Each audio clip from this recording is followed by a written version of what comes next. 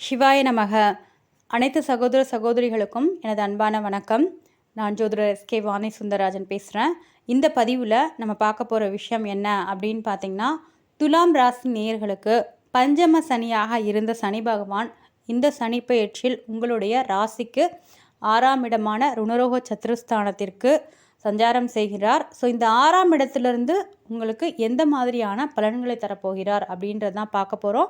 So இதை நம்ம தசாபுக்தியின் அடிப்படையிலும் கொஞ்சம் தெரிஞ்சுக்கலாம். ஸோ வருகின்ற 2025 மார்ச் 29ஆம் தேதி இரவு சனி பகவான் கும்ப ராசியிலிருந்து மீன ராசிக்கு பெயர்ச்சி ஆகிறார்.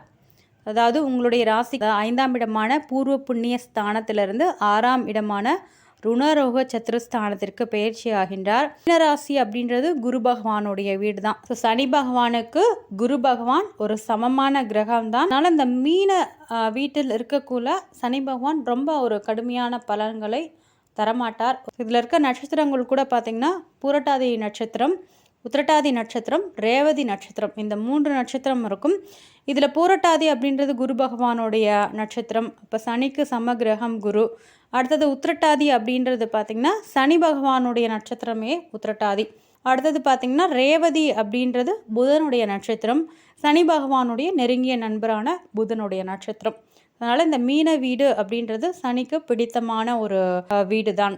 6ஆம் பாவத்தில் இருக்கக்கூடிய சனி பகவான் உங்களுடைய ராசிக்கு 8ஆம் இடமான ஆயுள் ஆரோக்கிய ஸ்தானம், 12ஆம் இடமான விரயஸ்தானம், 3ஆம் இடமான தைரிய வீரிய முயற்சி ஸ்தானம். ஸோ இந்த 3 ஸ்தானங்களை பார்வையிடுவார்.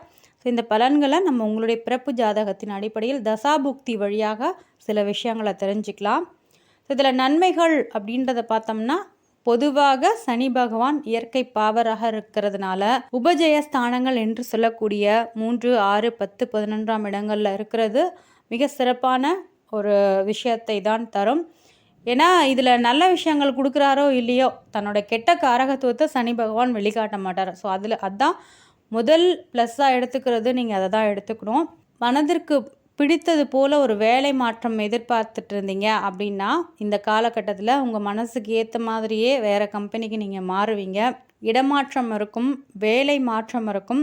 ஃபாரின் ட்ரை பண்ணியிருப்பீங்க, ஜாபாக இருக்கலாம், இல்லை மேலே படிக்கிற விஷயமா இருக்கலாம், இல்லை எக்ஸ்போர்ட் இம்போர்ட் பண்ணுறீங்க, பிஸ்னஸ் டெவலப் பண்ணுறீங்க, ஃபாரினில் போய் ஏதாவது ஒரு பிரான்ச் ஆரம்பிக்கணும் அப்படின்னு நினச்சிட்டு இருந்தவங்களுக்கு இது டிரான்சிட் சனி, சரிங்களா? ஸோ இந்த கோச்சார சனி உங்களுக்கு சப்போர்ட்டாக தான் இருக்கிறாரு. இந்த விஷயங்களை நீங்கள் பண்ணலாம். இதுக்கு இந்த கோச்சார சனி எந்த பாதிப்பையும் தரமாட்டார். அதே மாதிரி தேக ஆரோக்கியம் நல்லாயிருக்கும், உடல் வலிமை நல்லாயிருக்கும். காரகன் 8ஆம் இடத்தை பார்வை செய்கிறதுனால நல்ல தேக பலம் நல்லாயிருக்கும். ஆயுள் ஆரோக்கியம் சம்மந்தப்பட்ட விஷயங்கள் எல்லாமே நல்லாயிருக்கும். கடன் அடைப்பதற்கான வழி பிறக்கும். எக்ஸ்ட்ரா இன்கம் எங்கேயாவது இருந்து வரக்கூடிய விஷயங்கள் எல்லாமே இருக்கும். அதே மாதிரி வேலையில் இவ்வளோ நாள் உங்களுக்கு ரொம்ப அதிகமாக பிரச்சனை கொடுத்துக்கிட்டே இருக்காங்க. உங்களுடைய கொலீக்ஸு உங்களுடைய நண்பர்களாக தான் இருப்பாங்க. நிறைய ப்ராப்ளம்ஸ் தரது, உங்களுக்கு தெரியாத, உங்களுக்கு எதிரான நிறைய சூழ்ச்சிகள் பண்ணுறதெல்லாம் பண்ணிகிட்ருப்பாங்க. ஸோ அதெல்லாமே பண்ணுறவங்களுக்கு கரெக்டாக கண்டுபிடிச்சிருவீங்க.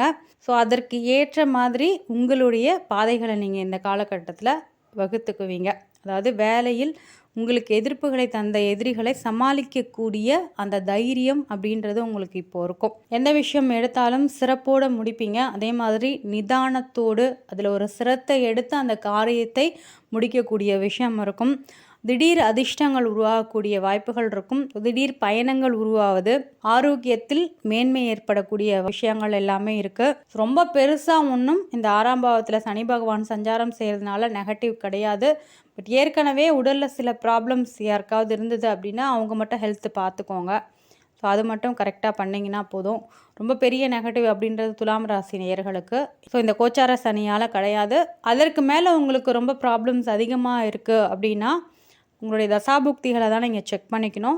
ஸோ துலாம் ராசி நேயர்கள் சித்திரை நட்சத்திரத்தின் 3, 4ஆம் பாதங்கள், சுவாதி நட்சத்திரத்தின் 4 பாதங்கள், விசாகம் நட்சத்திரத்தின் முதல் 3 பாதங்களில் பிறந்தவர்களாக இருப்பீர்கள். இப்போ நீங்கள் சித்திரை நட்சத்திரத்தில் பிறந்திருக்கீங்க அப்படின்னா உங்களுக்கு முதல் திசையாக வரக்கூடியது அப்படின்றது செவ்வாய் திசை. அடுத்தது பார்த்திங்கன்னா ராகு, குரு, சனி, புதன், கேது, சுக்கிரன், சூரியன். ஸோ இந்த மாதிரி தான் உங்களுக்கு வரிசையாக திசைகள் அப்படின்றது வரும். சுவாதி நட்சத்திரத்தில் நீங்கள் பிறந்திருக்கீங்க அப்படின்னா உங்களுக்கு முதல் திசையாக ராகு திசை வரும். ஸோ அதற்கு அடுத்து குரு, சனி, புதன், கேது, சுக்கிரன், சூரியன், சந்திரன், செவ்வாய் இந்த மாதிரி வரிசையாக திசைகள் அப்படின்றது வரும். நீங்கள் அடுத்து விசாகம் நட்சத்திரத்தில் பிறந்திருக்கீங்க அப்படின்னா உங்களுக்கு முதல் திசையாக குரு திசையும், ஸோ அதற்கு அடுத்து சனி, புதன், கேது, சுக்கிரன், சூரியன், சந்திரன், செவ்வாய், ராகு, ஸோ இந்த மாதிரி திசைகள் அப்படின்றது வரிசையாக வரும். ஸோ இதுதான் உங்களுக்கு பிறப்பு ஜாதகத்தில் நீங்கள் இந்த நட்சத்திரத்தில் பிறந்திருக்கீங்க அப்படின்னா உங்களுக்கு வரிசையாக வரக்கூடிய அந்த கிரகங்களின் தசாக்கள் அப்படின்றது. இதில் மிகப்பெரிய துன்பம் அப்படின்றது பார்த்திங்கன்னா, ஸோ எங்களுக்கு வந்து கஷ்டமே போகலை, பொருளாதாரத்தில் பிரச்சனை இருக்குது, ஸோ எனக்கு வந்து விவாகரத்து ஆகிடுச்சு, ஃபேமிலிலையும் ப்ராப்ளம் இருக்குது, ஸோ யாருமே என்னோட மிங்கிள் ஆகலை, அந்த மாதிரியான நிறையா கொஸ்டின்ஸ் இருக்கும் உங்களுக்கு.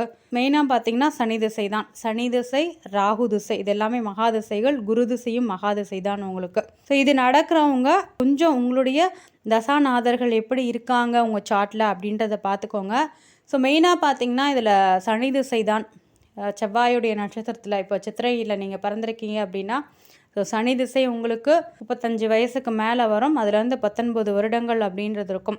சுவாதி நட்சத்திரத்தில் பிறந்திருக்கீங்க அப்படின்னா ஸோ 20 வயதிற்கு மேலே உங்களுக்கு சனி திசை வரும், 19 வருஷங்கள் இருக்கும். ஸோ இதில் ராகு திசையும் பார்த்திங்கன்னா இப்போ செவ்வாயினுடைய நட்சத்திரத்தில் பிறந்திருக்கீங்க அப்படின்னா உங்களுக்கு படிக்கக்கூலியும், அதாவது படிக்கக்கூல பள்ளி படிப்பு, கல்லூரி படிப்பு இந்த சமயங்களில் உங்களுக்கு சித்திரையில் பிறந்தவங்களுக்கு ராகு திசை இருக்கும். நீங்கள் சுவாதியில் பிறந்திருக்கீங்க அப்படின்னா உங்களுக்கு பிறப்பு திசையாகவே ராகு திசை தான் வரும். பள்ளி படிப்பு மட்டும் இந்த ராகு திசைக்குள்ளே முடிஞ்சிடும். அப்போது திசைகள் எப்படி இருக்குது அப்படின்றத பார்த்துக்கோங்க. அதிகப்படியான பிரச்சனைகள் ஏற்படுது அப்படின்னா ஸோ 40 இயர்ஸ்க்குள்ளே அப்போ நீங்கள் உங்களுடைய சார்ட் எடுத்து பார்த்தீங்க அப்படின்னா நிறைய பேருக்கு இந்த சனி திசை அப்படின்றது தான் ரன் ஆகும்.